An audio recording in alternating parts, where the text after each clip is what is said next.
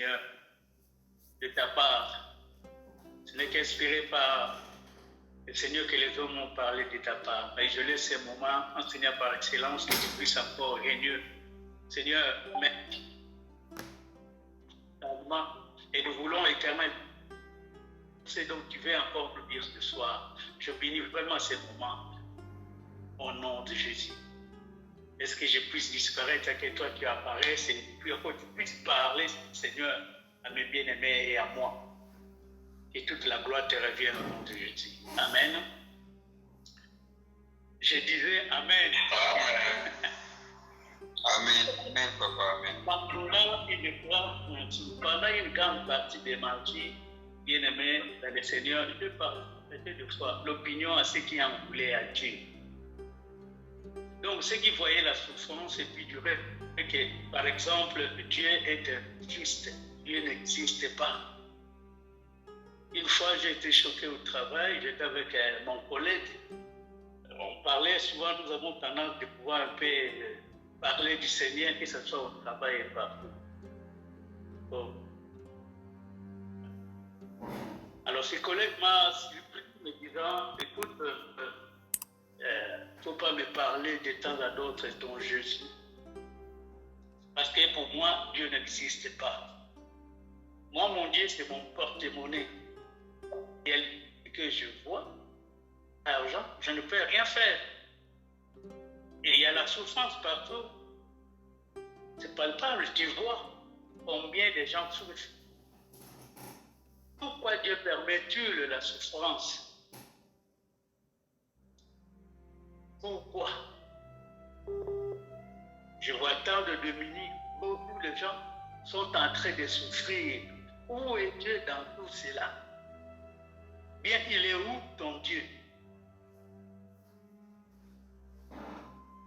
Aujourd'hui, dans le monde, il y a la souffrance. Sans exception, tu vois ma savon. Lorsque tu viens me parler de Dieu, il y a des fois je dis que Dieu n'existe pas. Et à l'époque, je ne trouvais pas un moyen de donner un sens à ce monde qui est toxique. Vraiment, nous voyons partout, nous souffrons. Et quand je rendais visite aux gens, souvent, même quand j'étais en Afrique, et là, je voyais des fois la souffrance excédée de beaucoup de nos voisins, de mes collègues à l'école. Beaucoup, il y a des fois dans des quartiers, des souffrances mieux que la mienne. Et j'étais étonné par contre à tout ceci. Et laisse-moi vous dire que la souffrance que moi je voyais depuis mon bas âge m'a affermi la foi. Il semblait que ton temps m'affermir la foi. Au lieu la souffrance puisse semer des doutes en moi. Et c'est là, c'est comme si ça me donnait une force. Et j'ai appelé des doigts à t'encaler. On a réussi, dualité. Et ce que je voyais qui était palpable, il y a des fois ça me réalisait vraiment. Nous souffrons. Chez moi, il y avait la souffrance. Ça a amené un peu la colère par rapport à la souffrance. Et j'étais en train de vivre à l'époque.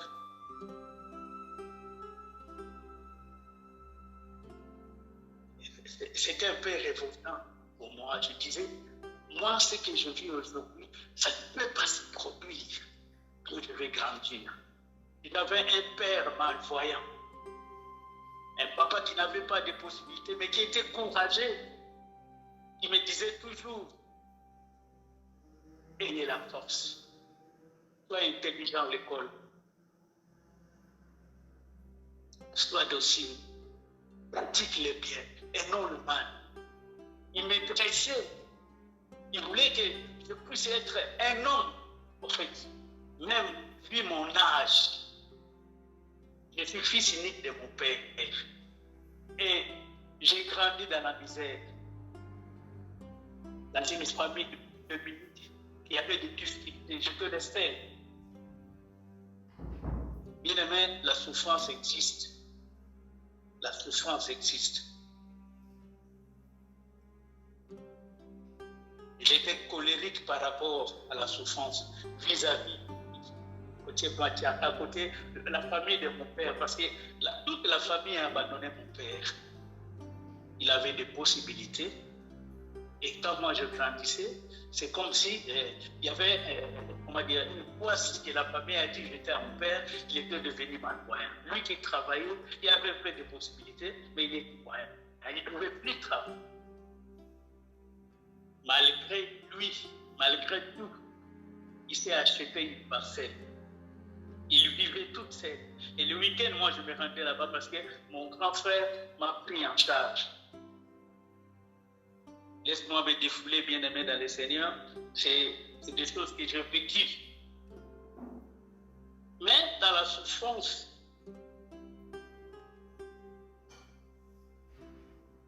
est apaisée. Surtout pas des raisons, et je dirais simples. Ni le moral que mon père me faisait, ma mère qui m'encourageait toujours, me faisait porter ces lourds de caches. Donc, je t'ai laissé là, et transporter. Les gens se moquaient de moi quand je disais ma mère. Et ma mère m'encourageait toujours. Elle disait, et ça soit tu souffres aujourd'hui, demain tu seras un homme, parce que tu es courageux. Pour avoir la force, il n'y a personne qui peut m'aider, il n'y a que toi, mon fils. Et j'étais toujours collé avec ma maman. J'ai appris à connaître Dieu, mais ils ne m'ont pas amené à l'école. Et ils parlaient des Arabes pour nous. Ils disaient toujours, il y a un Dieu qui existe. Et quand je grandis maintenant, je commençais à pouvoir comprendre des choses. Ça, c'est passager. Et quand j'observe, nous qui n'avons rien, nous qui souffrons, mais il y avait des voisins qui souffraient plus que nous encore. Il y avait des familles de plus que nous. Et là, j'ai commencé à réaliser, nous, on est mieux par rapport à lui. Vous allez voir quelqu'un qui est souffrant, un bon moment après, il est guéri. Il recommence la vie. Vous allez voir quelqu'un, je connais un grand frère du quartier, qui allait même à l'université, il a fini ses études, il n'avait pas de travail. Mais si un jour, on l'a vu quand même changer des habits. Il a commencé à travailler. Il a travaillé, c'est pas n'importe où, il travaillait à la banque. Il a changé de vie. Il s'est construit une maison chez eux. On a vu comment s'évoluent les grands banquiers qui étaient déjà, on menait la même vie. Et ils souffraient encore plus que nous. Ce verset, tu me fais du bien. Moi, j'aime bien 1 Thessaloniciens 5, verset 16. C'est une courte verset. La Bible dit simplement, soyez toujours joyeux. Et je cultivais en moi cette attitude d'être toujours joyeux. Il disait, Seigneur, j'aimerais être un canal de bénédiction. J'aimerais que tu me bénisses, afin que moi je puisse bénir les autres. Afin que déplace mes limites. J'aimerais être toi seul que tu puisses me bénir. Je dis non à la souffrance. Ma génération ne doit pas souffrir. Aide-moi de marcher pied sous la vie de ta parole. Aide-moi de pouvoir t'aimer parce que toi tu es amour. Aide-moi de pouvoir marcher avec toi. Je te donne ma vie.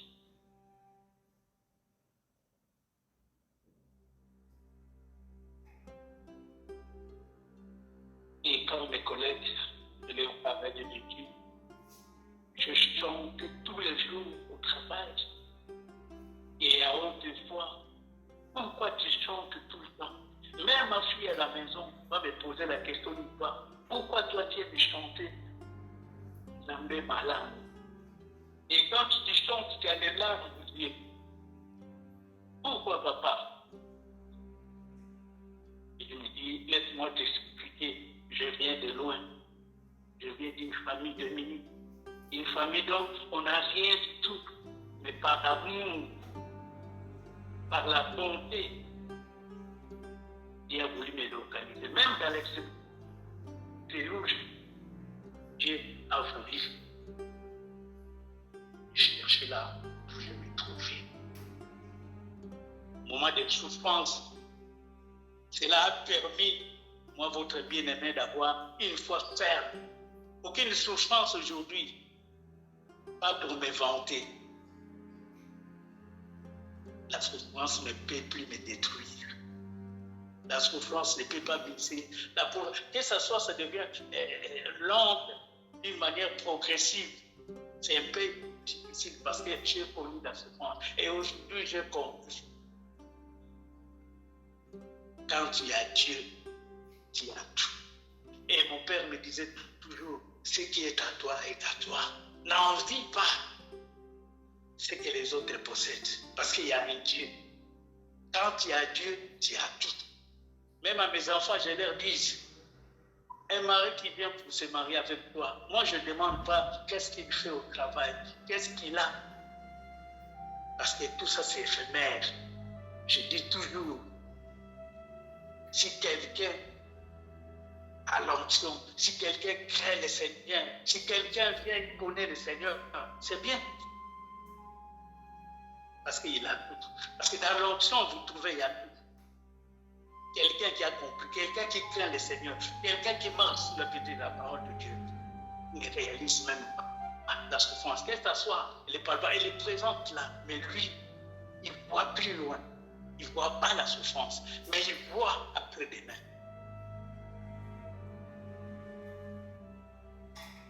Dieu est amour. Car il a donné son amour. Et en plus de son amour, il y a la bonté. Il ne permettra pas que tu puisses souffrir. Dieu est là. Quand nous souffrons, il y a des fois, ça nous fait un peu troubler. Beaucoup d'entre nous nous posons aussi cette question troublante. Où est Dieu?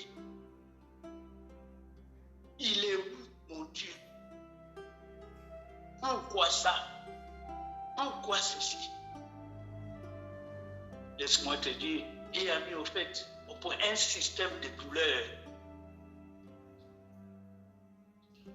qui, au monde, des mondes qui est déchiré, comme je vous dis, un monde toxique où il y a plein de souffrances. On voit comment nous souffrons. Mais Dieu, laisse-moi te dire que Dieu transforme la souffrance, sa servant, nous fortifier. C'est pour nous fortifier, nous donner encore la force. Si, qui est conditionnel, au moins, nous nous permettons de tourner vers le Seigneur.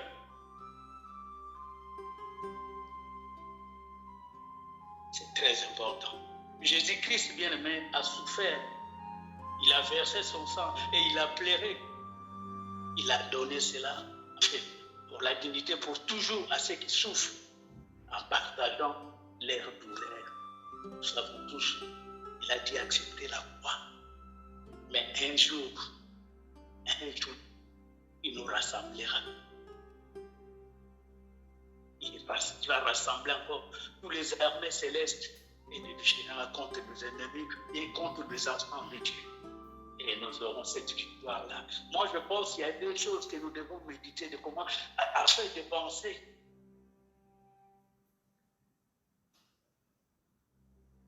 Est-ce que la souffrance nous détourne de Dieu? Est-ce que la souffrance nous rapproche de Dieu?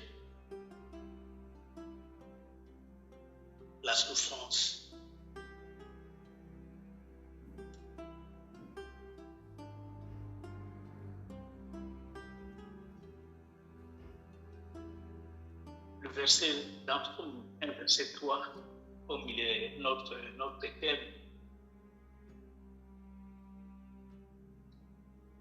Donc,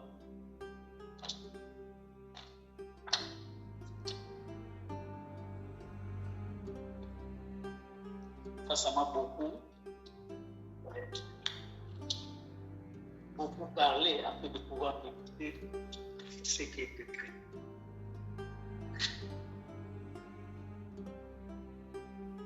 La certitude du jugement divin.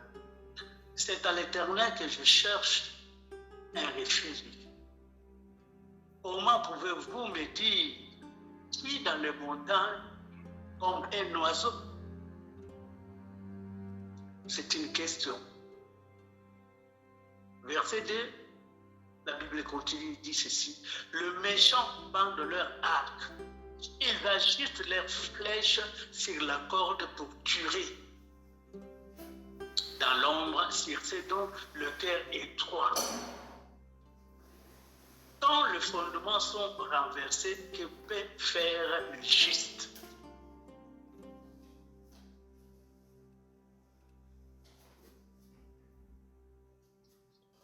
On nous a parlé ici de fondements, la base, ce qui peut soutenir.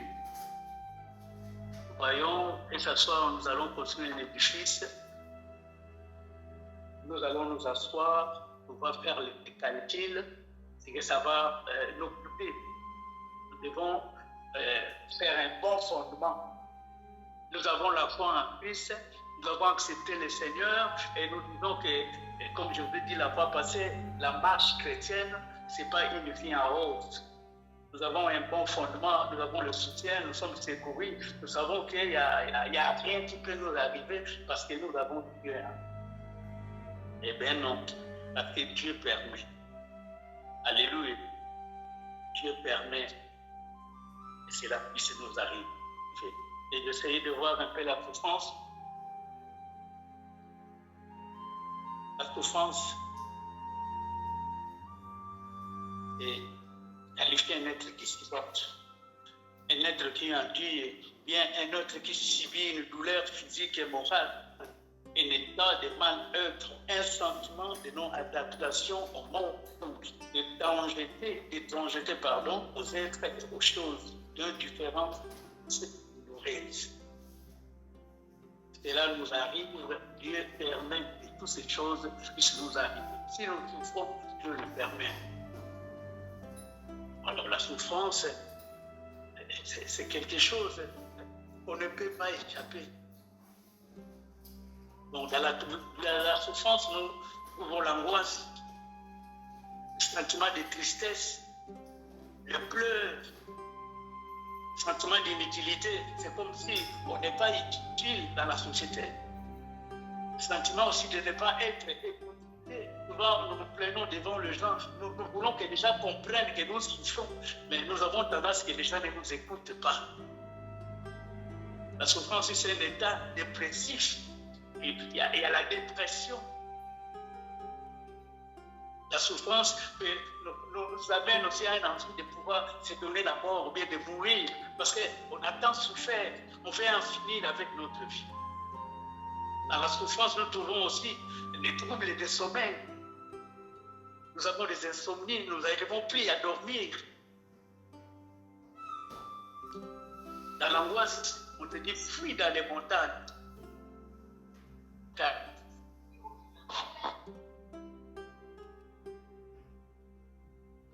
et j'ai compris des choses. Quand cela nous arrive, nous devons faire quelque chose. Qu'est-ce que nous allons faire? Qu'est-ce que nous devons faire? Parce qu'on nous pose la question. Quand les fondements sont renversés, que peut faire le juste? Juste, je dis, peut-être toi et moi. Nous cherchons à être justes, honnêtes, marcher sous la petite de la parole de Dieu, à craindre le Seigneur, bien sûr. Qu'est-ce que nous devons faire? On nous conseille de fuir c'est dans l'Éternel que je cherche un refuge. Comment pouvez-vous me dire, suis dans le montagne comme un oiseau? Un oiseau vole. Nous avons beaucoup de types d'oiseaux. Supposons un moineau ne peut pas voler là où un aigle peut arriver. Et j'ai compris, Dieu c'est notre refuge. Dieu c'est notre refuge montagne et nous produisons aller chercher un refuge, se cacher vers l'Éternel des armées. Parce que c'est écrit, c'est dans l'Éternel que je cherche un refuge. Alors vous me dites encore de pouvoir aller dans des montagnes pour aller me cacher. Cherchant à aller me cacher dans des montagnes, même dans des cavernes là-bas en haut, dans des trous, il peut y avoir aussi des animaux féroces, il peut y avoir des surprises et des choses comme ça. Alors, le méchant bande de arcs, ils agissent de leur flèche à la corde pour tirer à l'ombre certé dont le cœur est droit. Il y en a aussi ceux qui préparent des ambitions, préparent afin de pouvoir faire en sorte que nous puissions souffrir. Il y a beaucoup de types de causes de souffrance. Il y a des maladies, comme je vous ai dit, il y a des insomnies, de fatigue, des tensions nerveuses, des dépressions, il y a l'envie, il y a la colère, tout ça. Ça provient quand même de la souffrance.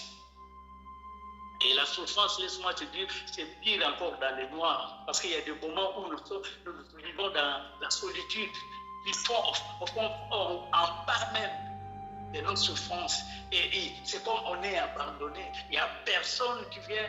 Laisse-moi te dire, il y a des gens qui ont vécu cela. Il est malade et les gens ne viennent pas lui rendre visite. Il est plongé dans le coma, il ne trouve pas personne. Et nous voyons dans les maisons de vieillards ici, il y a de ces vieillards qui te réclament. Depuis mes enfants sont venus me laisser ici, il n'y a personne qui vient ici, il n'y a personne qui me rend visite, il n'y a personne qui veut savoir qu'est-ce que je suis devenu. Et souvent le retraité, il réclame.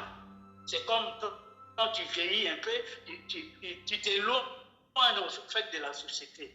Même tes enfants t'oublient, ta femme peut te laisser là-bas, donc tu te retrouves seul, qui est dans la solitude. Et quand tu es malade, tu souffres, il n'y a personne qui est dans le noir. Et quand on arrive dans le noir, nous n'avons plus le pouvoir de Dieu d'aimer. Toi qui n'es pas utile dans la société, toi qui es abandonné, toi que les gens ne veulent plus voir, tu te dis, tu n'as plus envie de pouvoir aimer les gens. C'est des moments, moi je pense, Dieu permet des moments comme ça. Alors, que faire quand Dieu nous semble lointain? Nous allons lire Isaïe 8, verset 17.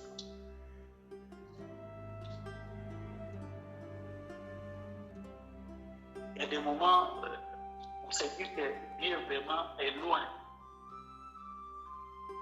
Dieu ne vient plus à notre secours.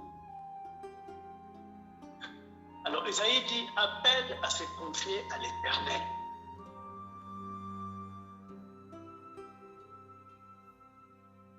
Je compte sur l'Éternel, même s'il se cache à la famille de Jacob, je me confie en lui.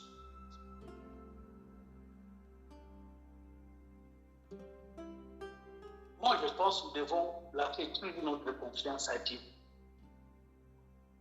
La confiance, c'est quelque chose, bien aimé, qu'on ne peut pas donner à n'importe qui. Même l'État, au pire, ceux qui travaillent même dans le gouvernement, moi, je vis des amis. Avant qu'on puisse lui accorder un passeport diplomatique, il va faire encore beaucoup d'émissions. Il va voyager beaucoup pour aller témoigner et bien défendre la nation là où il doit se rendre. Alors, avant qu'on puisse lui donner ce passeport diplomatique, il doit voyager beaucoup. Il doit répondre. Donc, c'est quelqu'un, quand il va là-bas, on voit le pays. Et l'État va lui accorder le passeport diplomatique. Même nous, Placer confiance à quelqu'un, c'est pas facile. C'est décevant. Mais si nous plaçons notre confiance à Dieu, bien aimé, Dieu est réel. Quels que soient nos états d'âme, il est facile d'adorer le Seigneur quand tout va bien dans la vie. Mais lorsqu'il a donné la nourriture, des amis, une grande famille, la santé et des situations agréables, amen, nous adorons le Seigneur. Mais quand surgit la souffrance, quand il y a la souffrance, c'est triste. Ce n'est pas de la même manière que nous nous attachons au Seigneur. Il nous donne la nourriture, il nous donne des amis, des collègues, une grande famille, tu as une belle femme, tu as des beaux enfants, tu as la santé. Tu as tout ce qu'on dit aujourd'hui sur terre, une belle maison, une belle voiture, tu as des conditions bien, tu as un bon travail. Alléluia. Tu es en train de bénir le Seigneur. Tu dis gloire à Dieu, gloire au Seigneur. Mais les circonstances ne sont pas toujours idéales. Bien-aimé, une petite question. Comment est-ce que nous adorons le Seigneur quand tout va mal? Quelle est notre position vis-à-vis aux difficultés? Comment réagissons-nous lorsque Dieu nous semble être à 1 million de kilomètres, plus loin?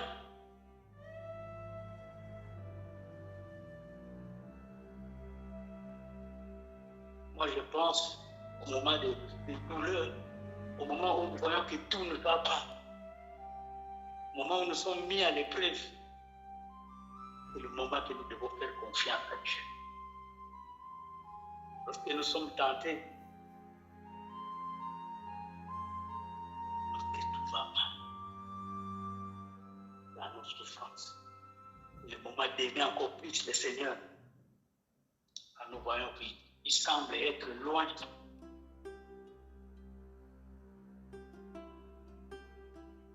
Même les amitiés, souvent se mis à l'épreuve.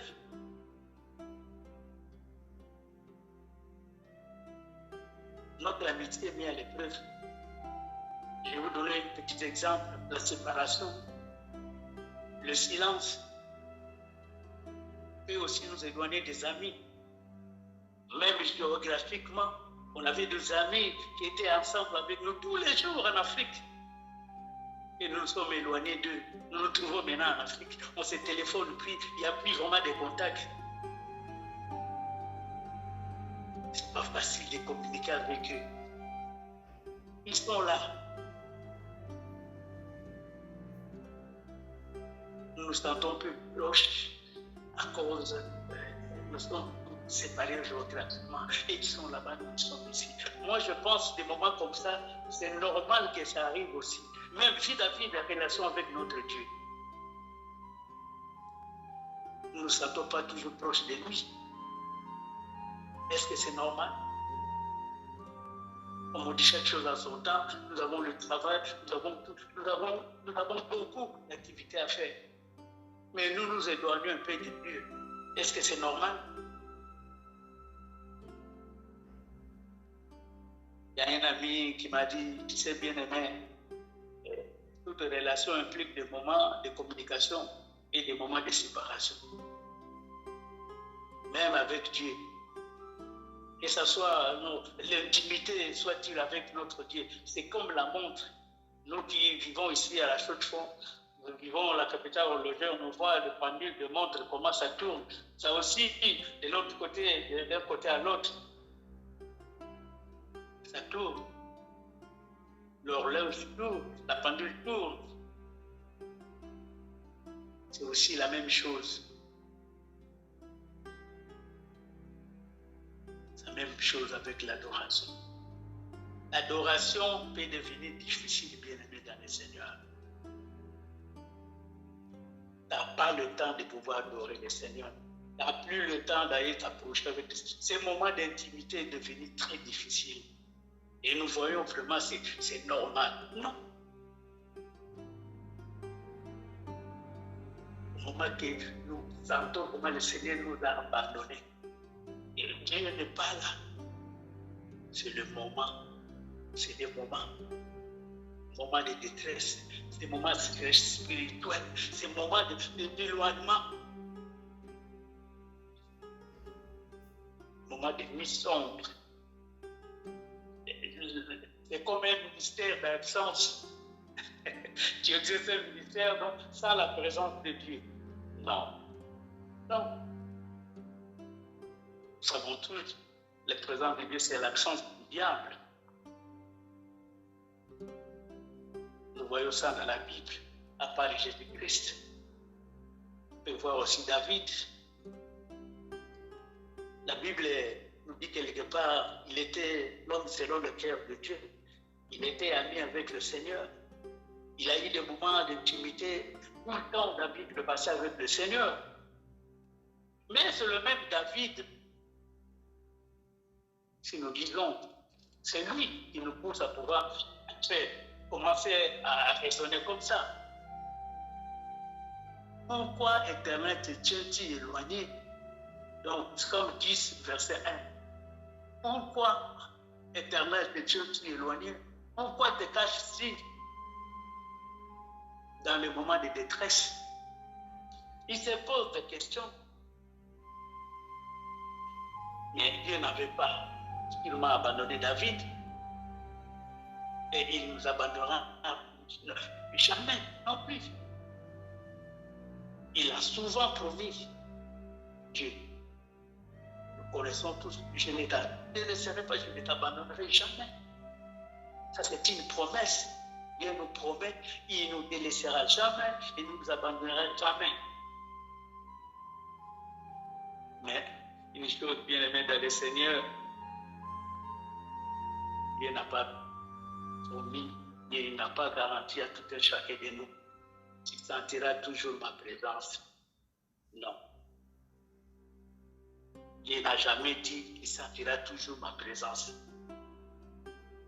Voilà pourquoi Dieu admet qu'il nous cache parfois sa face.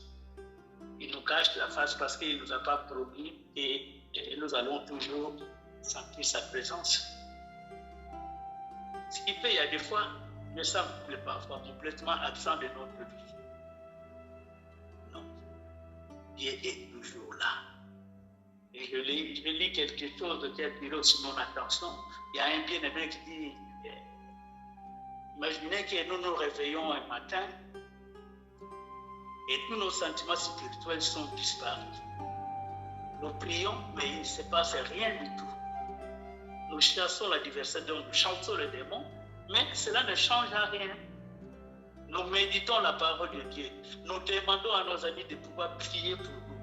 Nous confessons tous nos péchés que nous pouvons imaginer, bien-aimés dans le Seigneur. Et puis nous demandons pardon à tous les gens que nous avons, que nous connaissons, que nous avons, il y a des fois, commis des erreurs, des choses comme ça. Nous gênons toujours rien du tout. Des jours, des semaines, des mois, des années.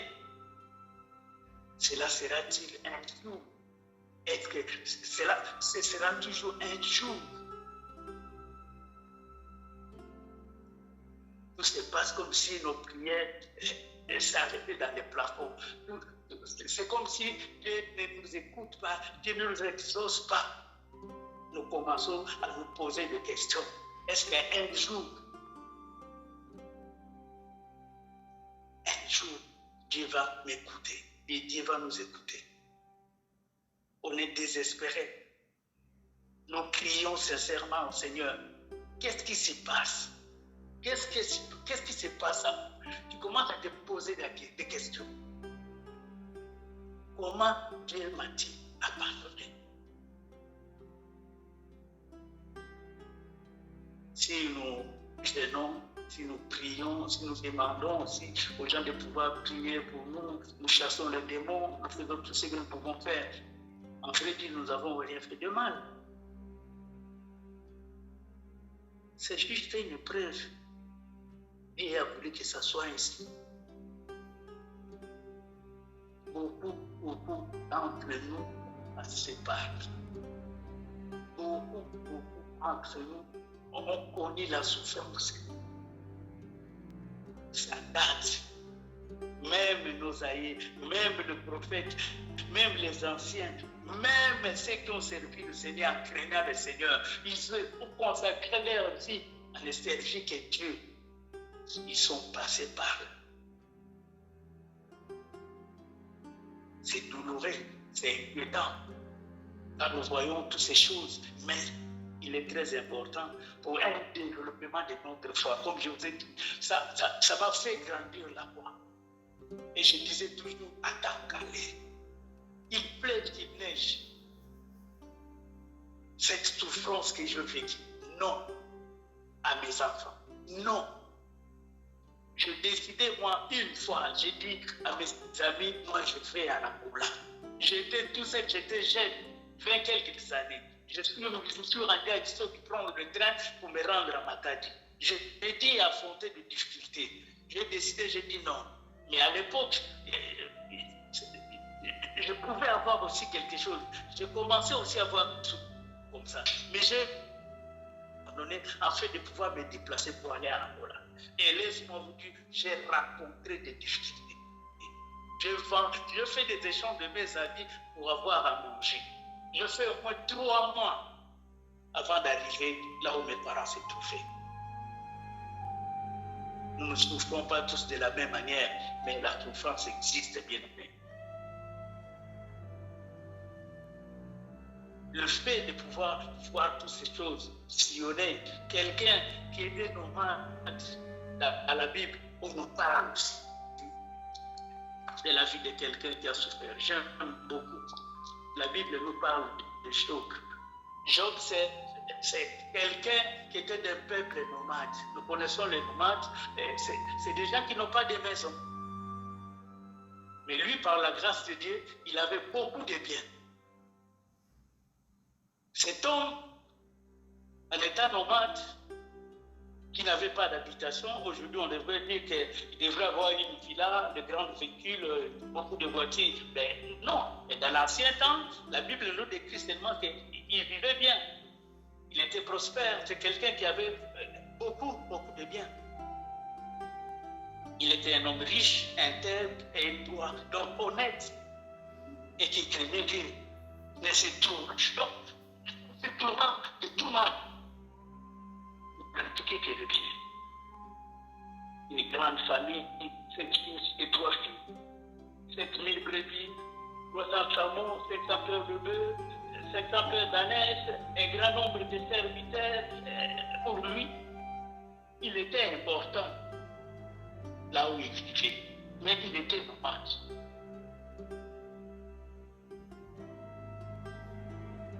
Cet homme a souffert.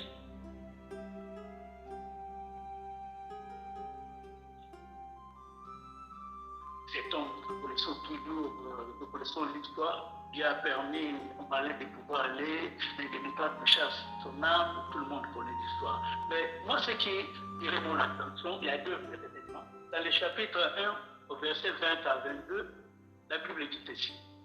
Job s'éleva alors, déchira son manteau et se rasa la tête. Puis il se jeta par terre, se prosterna et dit, c'est ni que je suis sorti du ventre de ma mère, et c'est ni que je partirai. L'Éternel a donné et l'Éternel a repris. Que le nom de l'Éternel soit béni. Dans tout cela, Job ne pécha pas. Il n'attribua rien d'inapproprié à Dieu. Je recommence. Dans tout cela, Job ne pécha pas. Il n'attribua rien d'inapproprié à Dieu. Mais aujourd'hui, nous, par contre, il y a des fois nous faisons des réclamations. Pourquoi Dieu a permis? Pourquoi? Mais les causes de la souffrance existent. Si nous souffrons, il y a des causes, bien aimés.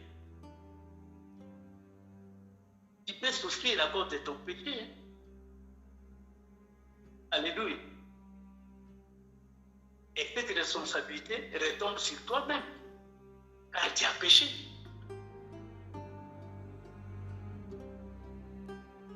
aussi les péchés d'autrui. Il croit que c'est lui qui a péché et ceux qui ont laissé l'autre commettre l'erreur. La cause aussi, il y a des fautes physiques que tu peux éviter. Mais non, l'exemple, tu peux tomber malade.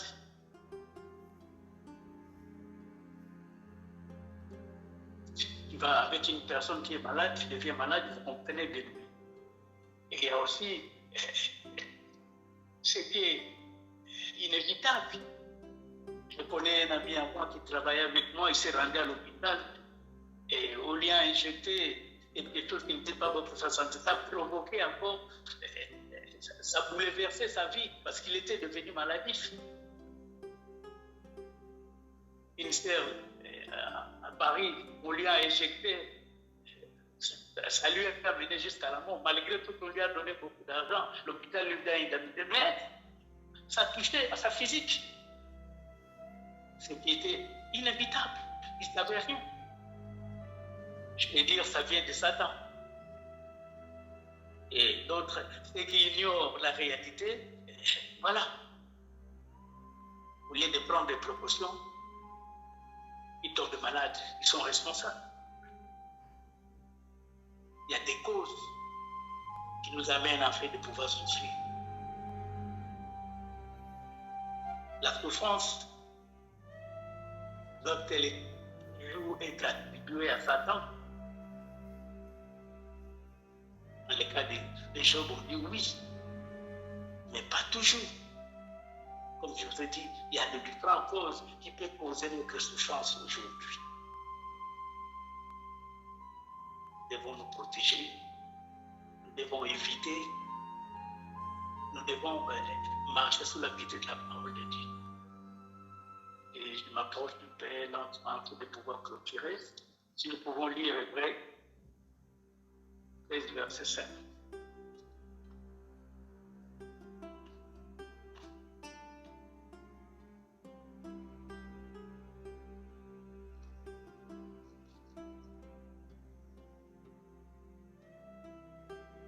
La Bible dit ceci. Pour conclure, que votre conduite ne soit pas guidée par l'amour de l'argent. Contentez-vous de ce que vous en avez. En effet, Dieu lui-même a dit, je ne te laisserai pas et je ne t'abandonnerai pas. Nous devons nous contenter de ce que nous possédons bien, nous avons. Si nous nous sentons abandonnés de Dieu et que nous continuons malgré tout à lui faire confiance, premier point, nous devons nous souvenir premièrement de ce que Dieu a fait pour nous. Ne soyons pas des ingrats. Comme Paul va dire aux Éphésiens, de pouvoir comprendre l'amour de Dieu avec ces 4 dimensions. Moi, j'insiste toujours là, je reviens toujours. Nous savons d'où nous venons, bien-aimés dans le Seigneur. Souvenons-nous premièrement de ce que Dieu a fait pour nous. Si Dieu n'a rien fait de particulier pour notre vie, bien dans notre vie, le Seigneur mérite tout de même notre louange.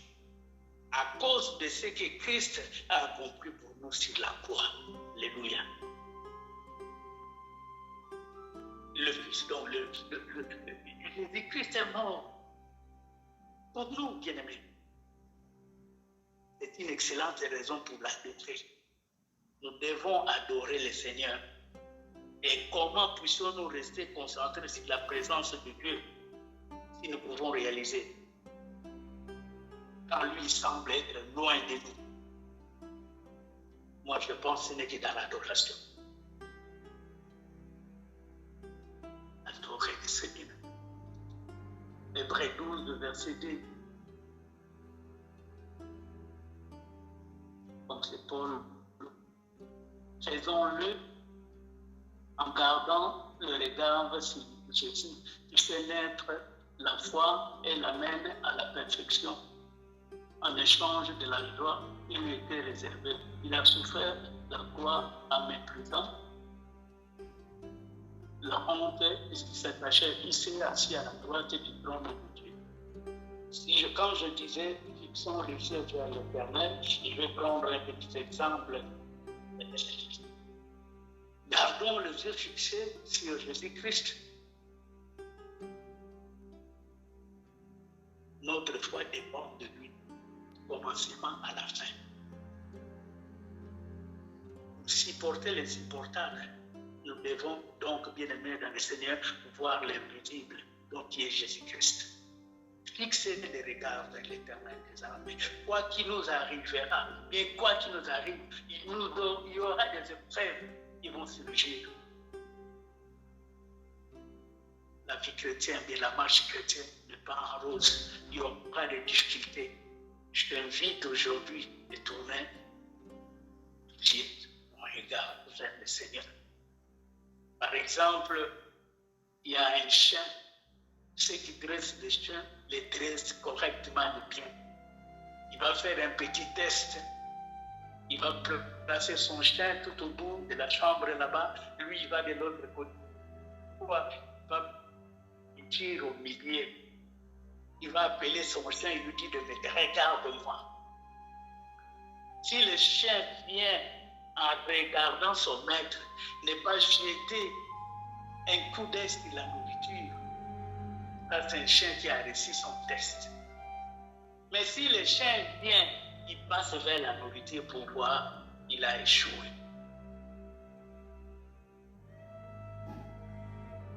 Dieu t'invite aujourd'hui de ne pas regarder le monde, mais de fixer les yeux vers lui. Car c'est lui notre refuge. C'est lui qui est la solution. C'est lui. C'est lui. L'Éternel est en montagne de refuge. Dieu est en train de nous parler, mon enfant.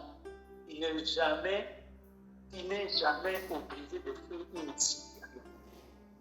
Je suis la montagne où tu peux trouver refuge.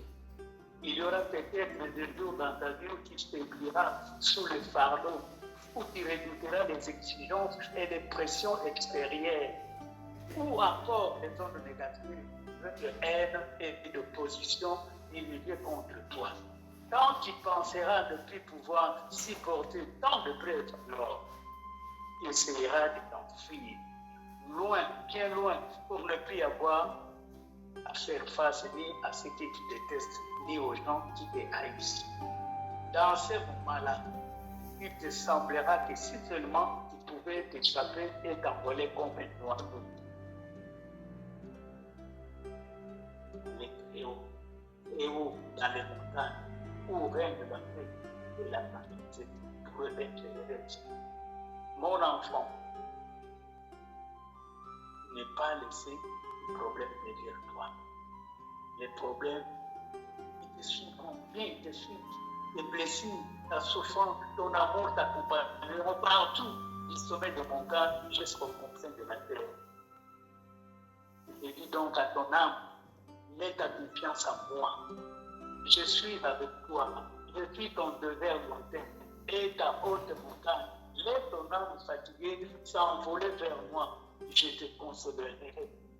Je t'entourerai de mes bras. Je parlerai de paix à ton âme troublée et je guérirai ton cœur blessé. Et je te protégerai de tes adversaires et de leurs mauvais desseins. Je vois tout, j'entends. Malgré tous tes efforts, tu ne pourrais tout voir ni tout entendre. Mais moi, je peux. Mais moi, je peux. Mais moi, je peux. Alors, fais-moi confiance. Remets ta situation entre mes mains et je t'en ferai sortir une offense. Tu n'as pas besoin non plus de chercher du repos. Je suis ton Dieu de repos. Envoie et envole-toi vers moi.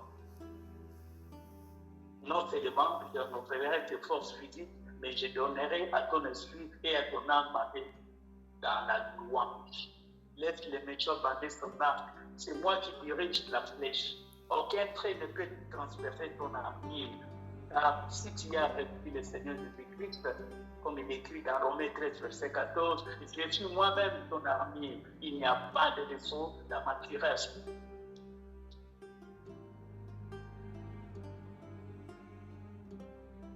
Nous pouvons prier le Seigneur, nous pouvons encore le bénir, se dire que lui, il est notre montagne de refuge, il est notre sécurité, c'est lui qui nous protège et qui nous garde, afin qu'il continue encore de nous garder et de nous protéger.